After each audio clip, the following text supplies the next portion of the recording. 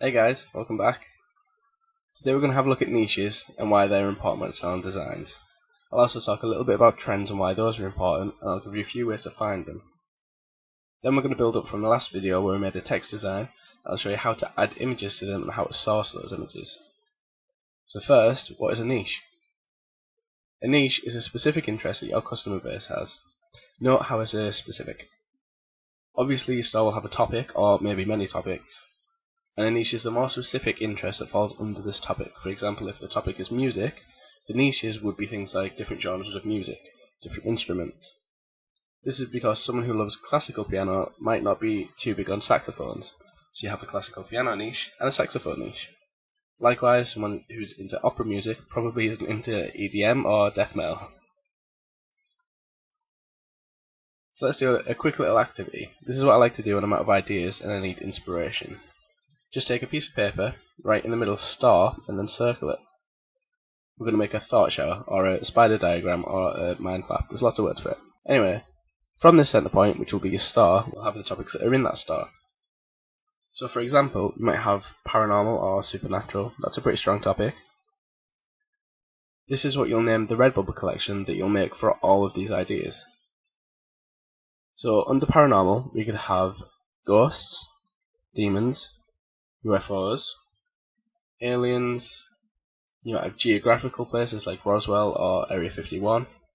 You might include film and TV interests like The X-Files or Ghost Adventures. Let's say you don't want paranormal. Maybe you choose camping. Under the camping topic there'd be things like tents, campfires, sightseeing, forests, mountain climbing, adventures, maybe travelling. You might even span over into other hobbies like fishing or drinking. I've seen a lot of t-shirt designs that say something like weekend forecast, camping with an 80% chance of beer. You can have that one for free. So what we've just done here is come up with 2 topics for that star and come up with about 15 niches. So it's a lot easier to come up with them once you have your topic, and it gives you more ammo to put in the tags box when you upload it. So rather than tagging it as camping, you can tag it as camping and beer. So people searching for camping will see it, and people searching for beer will see it. So this is your star, these are your collections, and these here are your niches. This is where your ideas will come from for designs, because it's a lot easier to think of something specific. For example, if I said, hey, you've got 20 minutes to make a t-shirt design, you're probably going to spend about half of that thinking of the niches. Whereas if I said, okay, you've got 20 minutes to make a campfire and a tent t-shirt, then chances are you've already got something in your head. Maybe a tent with a campfire in front of it. You know what, let's just rough this out.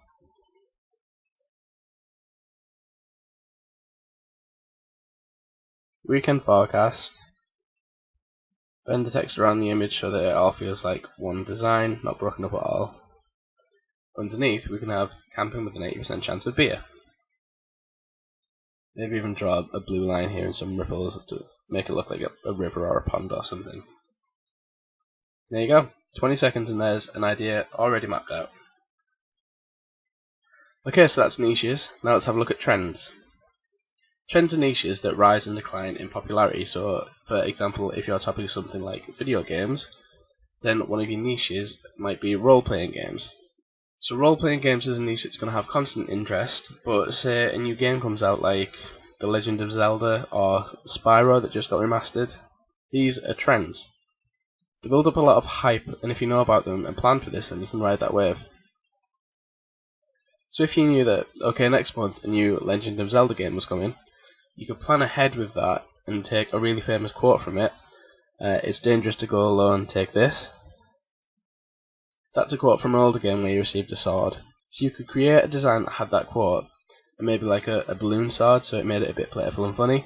You can release that just as people are talking about the game, and you can mark it on social media, so let's say Instagram. You can post your design, in the title say, so what are your thoughts on the new Zelda game? I love it.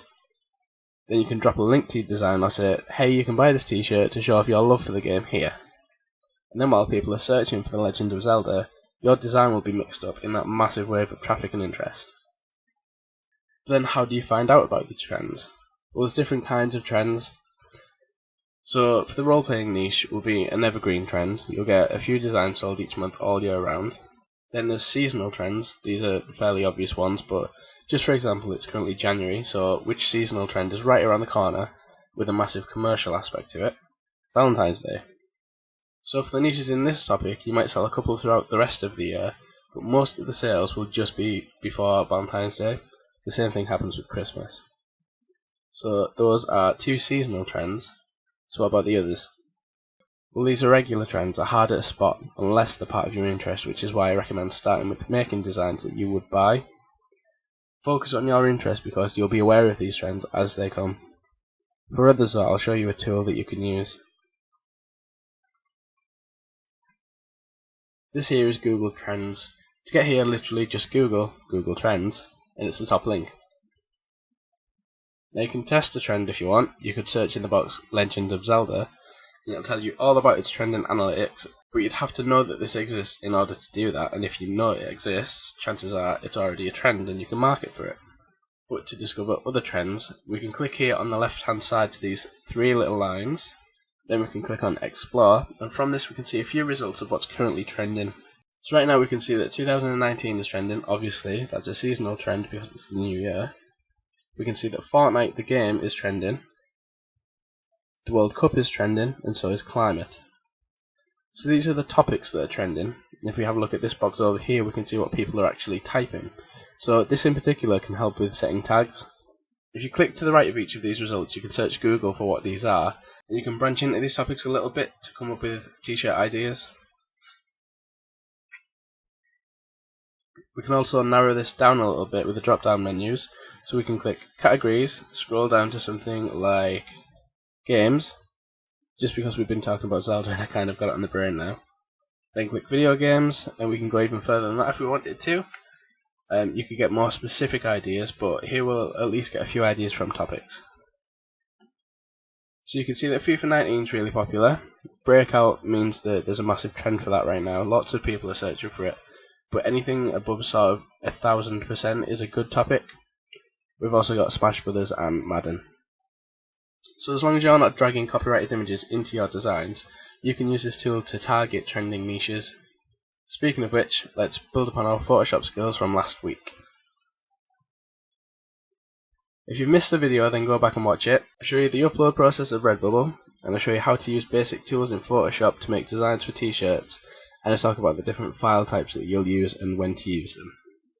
Moving on from this, let's have a look at how we can get images in our designs. We'll head over to Google. Let's use that camping design as inspiration, so let's look for a tent PNG. This gives us lots of designs, but we need to avoid copyright. So let's click on usage licenses, and we want labeled for reuse. We can also click on size and select large. That'll give us better quality images to work with. So here's a tent. We'll do the same thing with campfire. Now this option here is really good, but I don't really like the flame on it. So if we scroll down, there's these flames which are nice, but they don't have any logs to make it a campfire. So let's save both of them and we'll combine them. Once we've saved the images, we can drag and drop them into the Photoshop document.